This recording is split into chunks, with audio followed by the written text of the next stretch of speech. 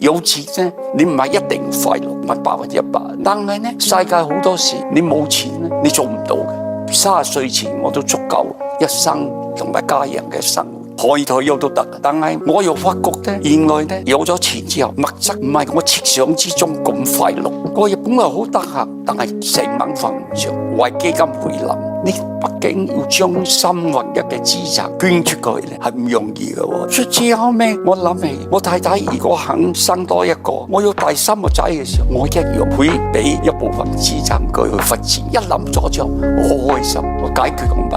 所以呢個基金係我3分1嘅財產，我當佢個財產同家庭冇關。我一個最大嘅希望係希望亞洲，尤其中國有錢嘅人，將來國家再富庶，中國會有好多有錢嘅人。當佢捐錢出去呢，如果有一個唔捨得嘅，佢諗住話我成立個基金係另外一個仔。